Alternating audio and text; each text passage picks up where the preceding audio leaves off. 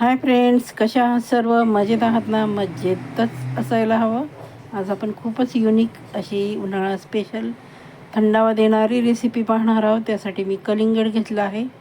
ते मी अगोदर स्वच्छ करून घेतलं आहे बघा, धुवून घेतलं आहे. आणि अशा प्रकारे आपण कट करून घेणार आहोत. जो त्याचा देठाकडचा भाग आहे तो कट करणार आहोत. एकदम कापायला सोपं बघा अशा प्रकारे. आणि तुमचा गर आहे तो खूप छान निघणार आहे. खूपच युनिक रेसिपी आहे मैत्रिणींनो. तुम्हाला कलिंगड कापण्याचं पण लक्षात येईल कसं कट करायचं आहे.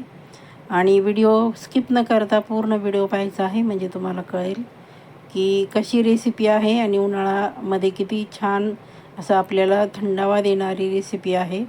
जी तुम्ही पीत पीत खाऊ शकाल एवढी छान युनिक रेसिपी. व्हिडिओ स्किप न करता पूर्ण व्हिडिओ पाहायचा आहे.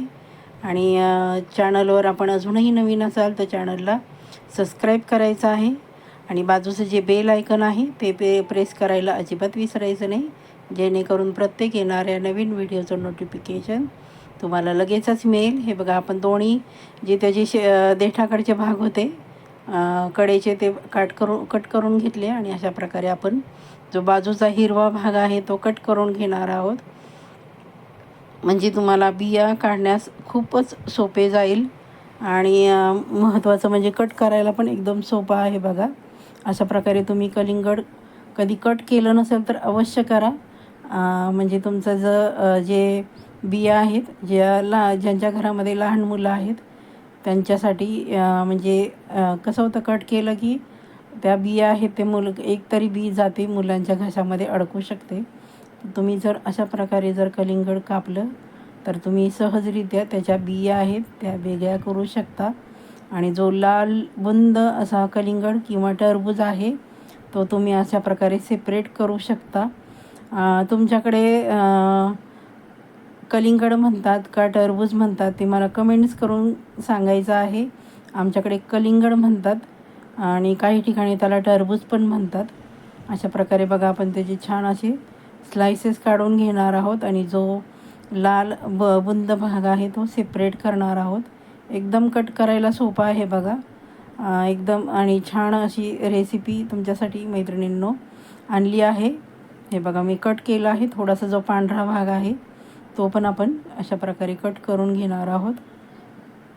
खूपच युनिक. आणि उन्हाळ्यामध्ये अशा प्रकारे तुम्ही बनवून फ्रीजमध्ये ठेवू शकता आणि कधी वाटेल तेव्हा तुम्ही पिऊ शकता. आणि महत्त्वाचं, तुम्ही अशा प्रकारे बनवून ठेवा.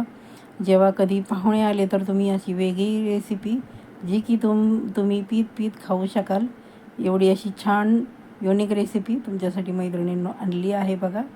आणि माझा व्हिडिओ आपण कुठल्या गावातून, कुठल्या राज्यातून, कुठल्या देशातून पाहतात ती कमेंट करून सांगायला अजिबात विसरायचं नाही, म्हणजे मला तुमचे आभार मानणे सोपे जाईल. हे बघा, आपण पूर्ण जो पांढरा भाग आहे तो काढून घेतला आणि अशा प्रकारे मध्ये कट करून घेतलं आहे.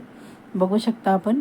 असा मी जो अर्धा भाग आहे तो बाजूला ठेवला आहे आणि जो अर्धा भाग आहे तो बघा मधोमध कट करून घेणार आहे. आणि त्याचे असे उभे स्लायसेस करणार आहे, म्हणजे तुम्हाला बिया बघा अगदी सहजरित्या तुम्ही काढू शकता. आणि दिसतात तुम्हाला बिया काढायला एकदम सोपे जाते बघा अशा प्रकारे. आणि कसं होतं, मुलांच्या त्या चावल्या जात नाही, मग त्या अडकू शकतात. आणि महत्त्वाचं म्हणजे पोटात दुखू शकतं ह्या बिया लहान मुलांनी जर खाल्ल्या तर. मग तुम्ही अशा प्रकारे त्याच्या बिया आहेत त्या सेपरेट करून घ्यायच्या आहेत. आणि तुम्हाला रेसिपी बनवायला पण अगदी सोपे जाईल अशा प्रकारे जर तुम्ही कलिंगड कट केलं तर. हे बघा, अशा प्रकारे सहज अगदी तुम्हाला बिया दिसत आहेत आणि तुम्ही त्या बिया काढून घ्यायच्या आहेत.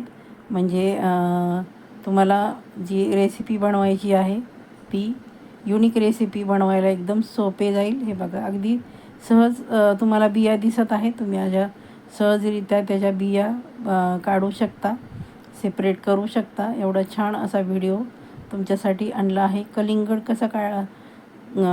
कशा प्रकारे कट करायचं आहे तसे बरेच प्रकार आहेत, तो पण मी व्हिडिओ अपलोड करणार आहे. त्यानंतर बघा, आपण त्याच्या सगळ्या बिया काढून घेतल्या आणि अशा प्रकारे आपण छोटे छोटे त्याचे पीसेस करून घेणार आहोत. पुढे तुम्ही बघू शकता मी त्याचा वापर कशासाठी करणार आहे. एकदम युनिक रेसिपी आहे मैत्रिणींनो.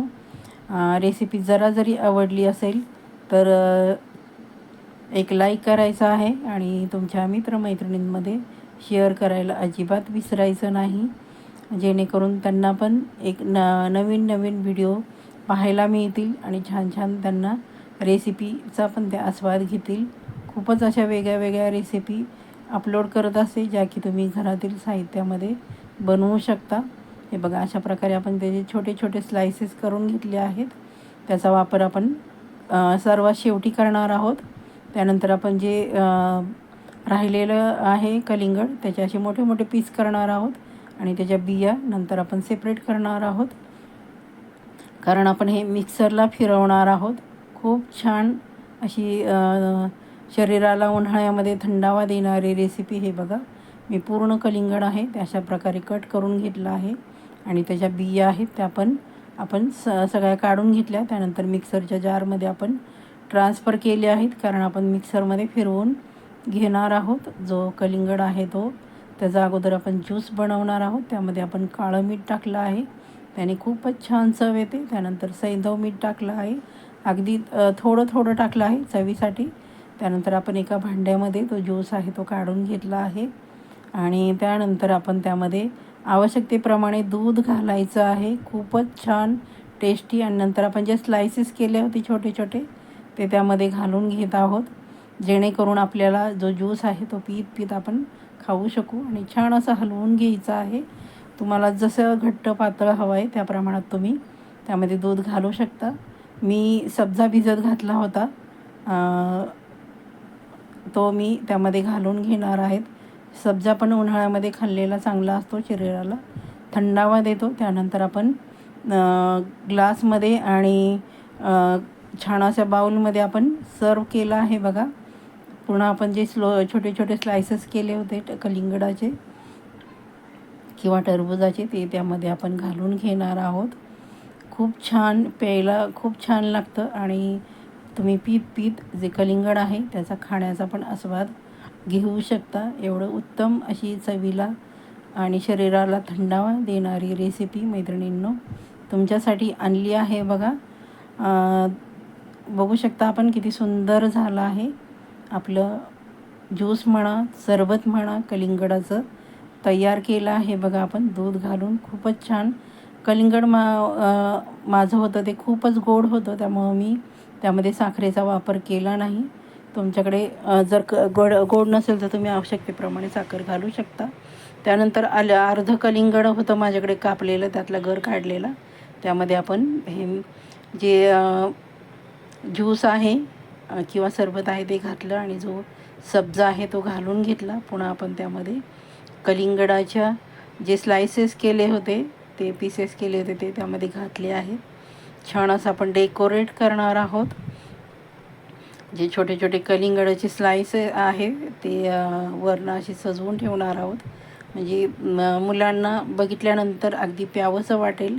जी मुलं फळं खात नाही ते तर अगदी आवडीने खातील. अशा प्रकारे जर तुम्ही बनवलं तर खूप छान असं कलिंगडाचं सरबत तयार झालं आहे, जे की तुम्ही पीत पीत खाऊ शकता. एवढी युनिक रेसिपी. बघा किती छान असं कलरफुल दिसत आहे.